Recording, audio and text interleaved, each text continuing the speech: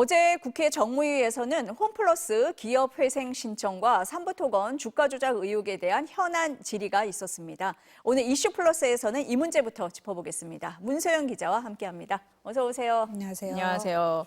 어제 국회 정무위에서 홈플러스 관련 현안 질의가 있었는데 정작 대주주인 MBK 김병주 회장은 안 나왔습니다. 네, 안 나왔습니다. 그러니까 증인으로 채택됐던 그 김병주 회장은 해외 출장을 가야 한다면서 불출석 사유서를 제출을 했는데요.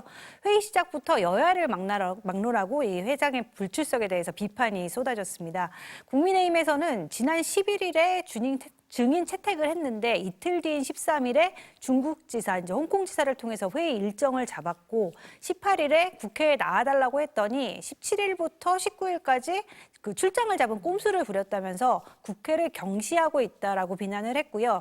야당에서는 오만방자하다는 표현도 나왔습니다. 특히 이제 개인 자산이 14조 원대로 알려진 김병주 회장이 최근 이제 소상공인의 정산 문제를 놓고 이걸 해결하기 위해서 내 사재를 내놓겠다 이렇게 얘기를 했었잖아요. 근데 발표만 해놓고 이제 구체적인 규모를 밝히지 않은 것도 도마에 올랐습니다. 들어보겠습니다. 불출석한 것도 모자라서 앞으로 서면으로 하겠다는 등 이 오만방자한 태도가 하늘을 찌르고 있습니다. 회사랑 같이 검토 중에 있습니다.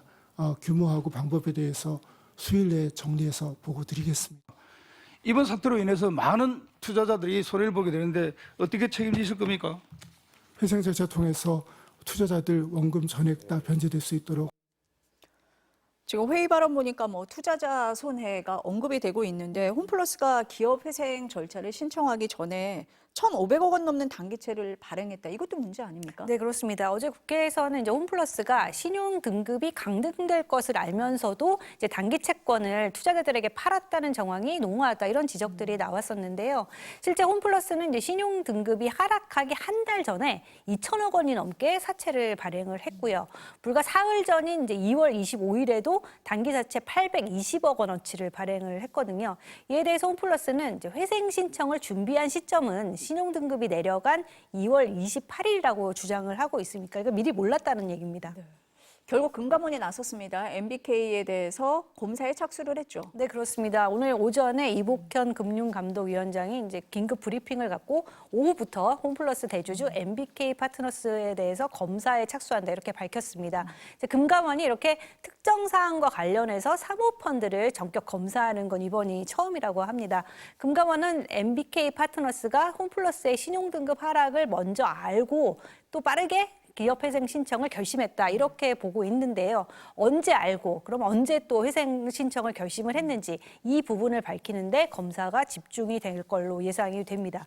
만약 의심대로 신용등급 하락을 알고 기업 회생 신청을 신청해야겠다 이렇게 계획한 상황에서 증권사를 통해서 이제 어음과 단기채를 발행했다는 게 확인이 될 경우에는 사기죄로 처벌을 받을 수 있습니다. 어제 국회에서 보니까 김광일 MBK 부회장이요. 초고가 슈퍼카를 다량으로 갖고 있다. 이것도 화제가 됐습니다. 네, 그렇습니다. 그러니까 어제 그 현안 질의에서 김 부회장의 차량 목록이 공개가 됐는데요. 자택에 주차된 이제 페라리 3대의 사진이었는데 각각 4억 원, 6억 원, 5억 원에 달했다고 합니다. 그러니까 문제를 제기한 그 국민의힘 유영아 의원은 김 부회장이 보유한 슈퍼카가 이거 말고 이제 30대에 달한다라고 얘기를 했고요. 이 중에 일부는 이제 성수동과 하남에 건설 중인 전용 주차장에 보관될 예정이라고 주장을 했는데요. 이에 대해서 김 부회장은 보유 차량은 10여 대 수준이고 대부분 금융사 명의로 등록이 돼 있다 이렇게 해명을 했습니다. 어제 회의에서는 이제 김병주 회장과 김광일 부회장의 이런 그 자산 규모가 공개가 되면서 또 이제 이분들이 사재를 내놓겠다고 했는데 이 본인들의 재산 규모와 피해 규모로 봤을 때 2, 3조 원은 돼야 국민들이 이제 이해를 할 것이다 이런 말이 나오기도 했습니다. 노조도 이제 MBK가 회성 발표 전에 자금을 출연을 시켰다면 과연 현재와 같은 최악의 상황이 맞겠느냐고 비판을 했는데요. 이제 김병주 회장에게는 홈플러스가 자산을 14조 원으로 불리는 도구가 된 거에 불과했겠지만 우리에게는 30여 년간 피땀으로 일궈온 소중한 일터다. 반드시 정상화돼야 한다. 이렇게 촉구를 했습니다.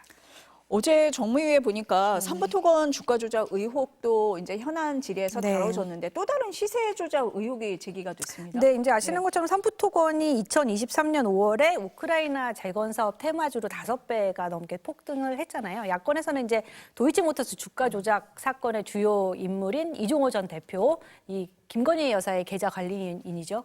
이 전 대표가 이제 단체 대화방에서 삼부 내일 체크라는 메시지를 올린 이후에 삼부토건 거래량과 주가가 급등했다면서 주가 조작 의혹을 제기해 왔습니다.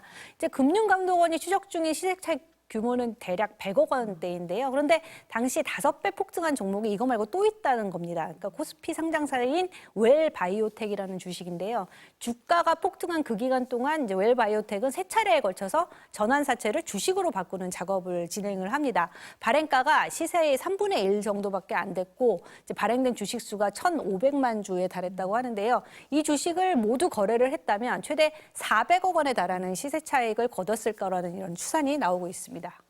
그런데 왜 삼부토건하고 같은 테마주로 엮입니까? 왜냐하면 그 공교롭게도 이제 뭐 논란이 됐던 그 폴란드에서 열린 우크라 재건 포럼이 있었잖아요. 아, 네. 네네. 거기 이제 원희룡 전 장관이 갔는데 여기에 이 두 회사의 대표가 동시에 참석을 했던 겁니다. 그 두 업체의 지분 관계를 보면요. 사실상 한 몸처럼 움직이고 있다 이렇게 해도 과언이 아닌데요. 그 삼부토건과 웰바이오텍까지 이제 합치게 되면 그러면 이 의심되는 시세 차익 규모가 100억 더하기 400억 해서 500원대로 이제 불어나게 된다는 겁니다. 그 더불어민주당 김현정 의원은 웰바이오텍의 주가 동향을 보면 매집, 급등, 폭락으로 이어진 이제 작전주 패턴의 교과서다. 금융위원장이 그 패스트트랙을 활용해서 검찰에 통지를 해야 한다고 주장을 했습니다. 이제 웰바이오텍은 지난달에 전환사채 매각 과정에서 회사에 380억 원대 손해를 끼쳤다며 전 대표를 경찰에 고소한 상황입니다. 한편 이제 삼부토건 주가 조작 의혹과 관련해서 이제 이복형 금융위원장에게 김건희 여사는 어떻게 된 거냐라고 이제 질문이 나왔는데요. 김 여사가 조사 대상에 포함됐냐는 질문에 대해서 이 금융위원장은 포함되지 않는다라고 답을 했고요. 원희룡 전 장관도 관련성이 없다고 설명을 했습니다. 좀 짚어봐야 될 대목이 있는 것 같습니다. 주제 바꿔볼게요. 경호처가 인사보복을 하고 있다. 뭐 이 얘기 우리가 한 번 했었는데 국민권익위원회도 인사보복에 나섰다. 이건 어떤 얘기입니까? 네, 이제 계엄을 비판하고 김건희 여사의 그 명품백 사건 종결에 반대했던 상임위원회에 대해서 이제 권익위가 중징계를 요구한 사실이 알려졌습니다. 그러니까 비상계엄 사흘 뒤에 권익위원 4명이 계엄을 비판하는 성명을 냈는데요. 성명 내용은 대통령의 반헌법적 작태로 이제 민생 경제가 위협받고 민주주의 기본이 무너지는 위기 앞에 침묵하는 것은 죄악이다 이러면서 헌법기관인 국회를 이제 종북 반국가 단체로 규정하고 평범한 국민의 일상을 국가 비상사태로 선포한 윤 대통령을 파면해야 한다 뭐 이런 내용입니다. 그런데 권익위가 이 성명에 이름을 올린 이제 한삼석 상임위원회에 대해서 중앙징계위원회에 징계를 요구를 한 겁니다. 징계 사유가 뭡니까? 징계 사유는 임명권자이면서 이제 상관인 대통령의 처벌을 주장해서 권익위의 신뢰를 저해했다. 탄핵에 찬성하는 야당 등 이제 한쪽 정파에 치우쳤다는 인상을 줬기 때문에 국가공무원법상 규정된 이제 정치적 중립의 의무를 위반했다는 이유를 들었습니다. 지난해 논란이 됐던 이제 김건희 여사 영풍백 사건도 문제로 삼았는데요. 문제없이 종결로 의결된 이제 사안인데 당시 위원회 결정이 잘못됐다 이런 인식을 줬다는 겁니다. 지난달 여당에서는 이제 한삼석 의원의 그 실명까지 거론을 하면서 징계를 공개 압박했는데요. 들어보겠습니다. 지금 감사실에서 그 검토를 하고 있는 것으로 지금 저희가 알고 있습니다. 이건 빠른 시일 내에 검토를 하셨고 징계 절차를 밟아주십시오.